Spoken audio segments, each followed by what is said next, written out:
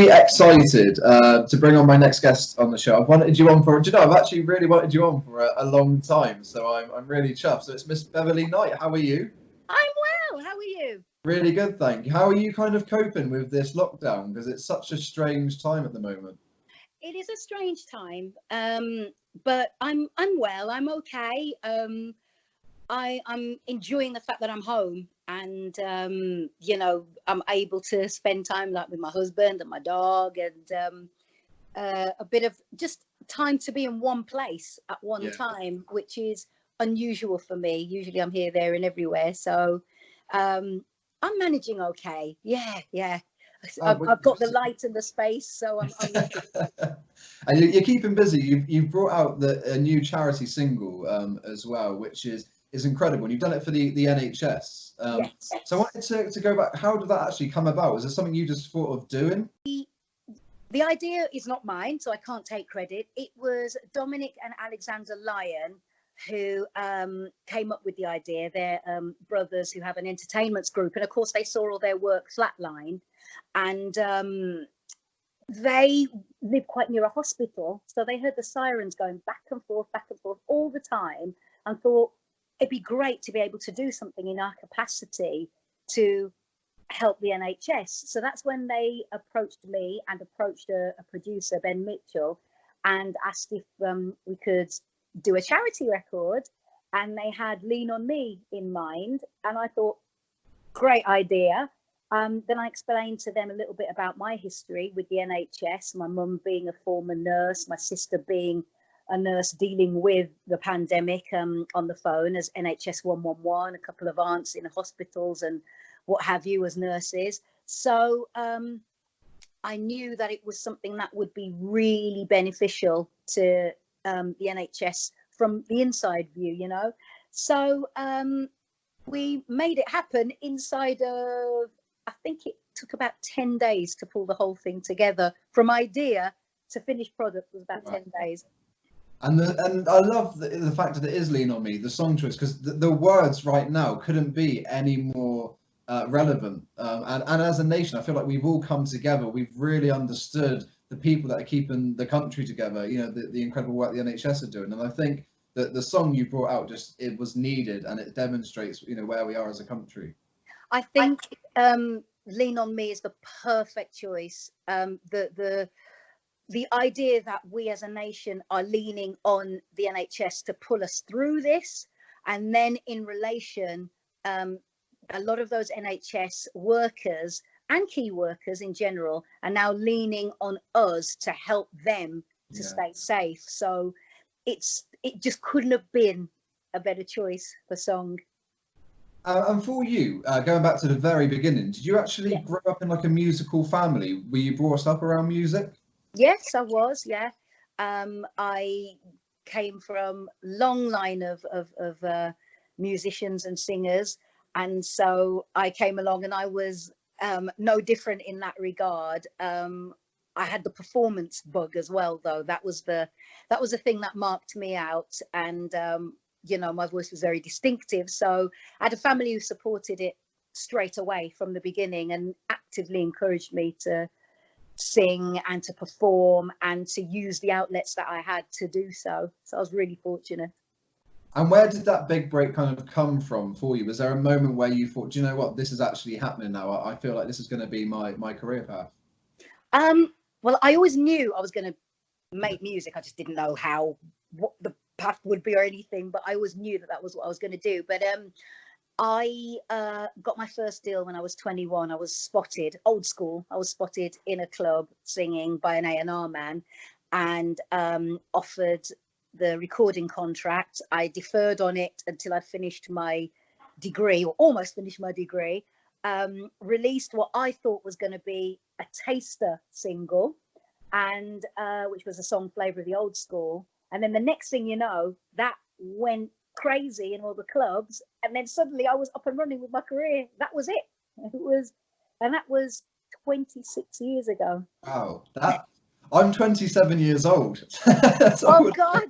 Way to make me feel old. And obviously your career has just gone from strength to strength from that moment. But I always love to know when I speak to people, were there people that you looked up to growing up that you then went on to actually work with? Yes. So Yeah. who were they? I was lucky. I grew up listening to Shaka Khan. And then I wrote a song which we then recorded together, Soul Survivor, which is incredible, you know, to have that.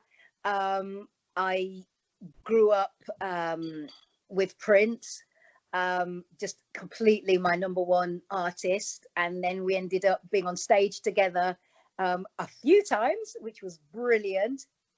I'm trying to think if there's anyone else. There's so many people who I'd grown up listening to and then ended up sharing a stage with. Ali Campbell from UB40. You know, my uncles introduced me to Carlos Santana. I ended up singing with him. Oh God, Quincy Jones. Stevie Wonder. I have been really fortunate. I tend not to think of all those occasions, you know, day in, day out. And then when someone asks me, oh, you know, like you've just done, have you ever worked with people who you admired as a kid? And then I'm like, actually, quite a list, quite a list. And with Prince, like you said, you worked with him quite a few times, and I believe he invited you. Did he invite you to an after party where you performed, or a party that he put on? Yeah, he flew me to LA to perform at his Oscars party. Didn't tell me that's why he was flying me there. He just kind of said, "Oh, I want you to come to LA this weekend," and I was like, "Okay." So I did, and it was because he was throwing this huge party, and so the Coen brothers, who won the Oscar for No Country for Old Men, they were there. Javier Bardem, who starred in the movie, was there with his wife Penelope Cruz, and Chris Tucker, the Wesley Snipes, Spike Lee, Kate Beckinsale. Oh my God, you name them, they were there.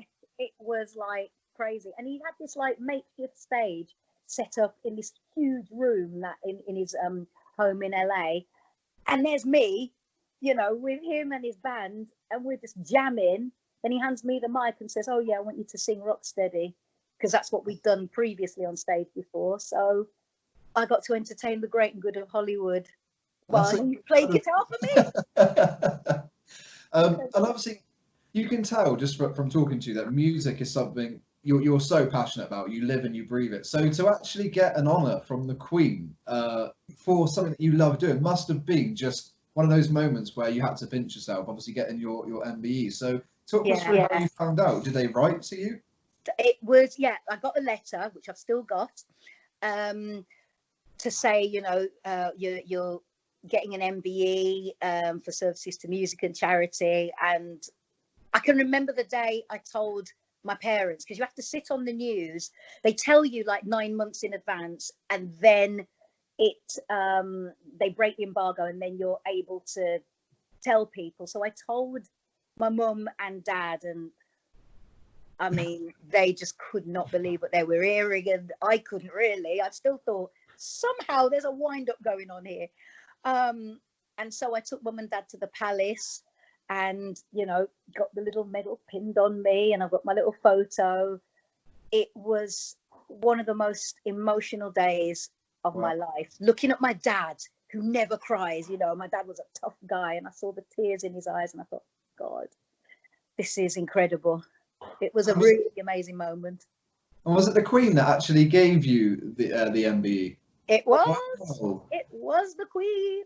That's so amazing. Your stories are just incredible. It's been a crazy life. And obviously, there's not just the singing that you just excel in. It's obviously theatre. And I wanted to go back to how that began. Was it with the Bodyguard, or did you do theatre prior to the Bodyguard? Oh, I'd done theatre since I was about 5. So I had acted my entire life, and only really parked it when I signed my first recording contract when I was 21. But I had done so much amateur, you know, theatre. Joined the Wolverhampton Youth Theatre as a kid, and so was doing productions in the summer, you know, when school breaks up. I'm still there rehearsing for this play and that show, all the school productions, you know, all that kind of stuff. So I'd done lots of theatre, but nothing on the scale, absolutely nothing that compared to, you know, being involved in The Bodyguard, which was incredible, absolutely incredible. And when you do something that big, you're obviously open to the critics then. Yes. And you had literally majority of the critics were saying that it was like the part was written for you. You had done that well. Did you kind of, when you got that kind of critique from people, did that make you feel happy? Because obviously you must have studied the character to portray her like you did. Yeah, I absolutely did. And, you know, I come from a generation where I remember seeing Whitney appear on British TV for the first time. You know, I knew the woman's everything, you know, and then I studied the role of Rachel Marin, which of course she made famous in the Bodyguard film in '91. I went to see the film, you know, when it was released. I absolutely knew who that character was, and being in the music industry anyway, I understood why she was the way she was, and the whole idea of having bodyguards and you know, the diva behavior and all of that. I understood it all. So and then of course there were the songs, which I knew so well because I'd grown up with them. So coming into that role, it felt very comfortable for me. So it was fantastic to hear it being validated by, you know, critics and people saying that it was a good fit. And obviously at the moment, with the world like it is, obviously there's no shows or anything out there at the moment. But is there anything that you were kind of working on or in talks with in regards to more theatre before this had happened?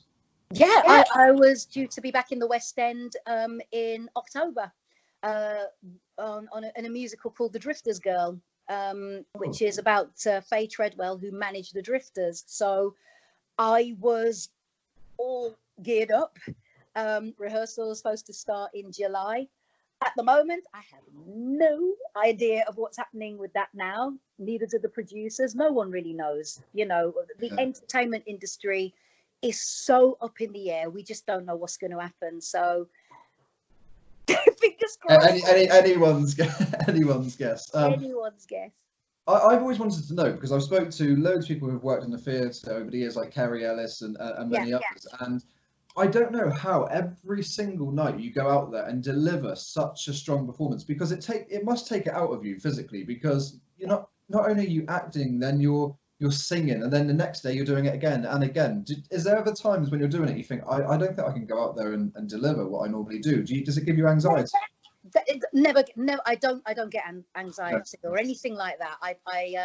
But there are times where I'm just plain old shattered, and I'm like, I can't tonight. and then you're in your costumes and you're literally like, oh God, oh my God. And then the lights come on and you're like, here I am. And somehow you've done the show. And then you go home and you're fine.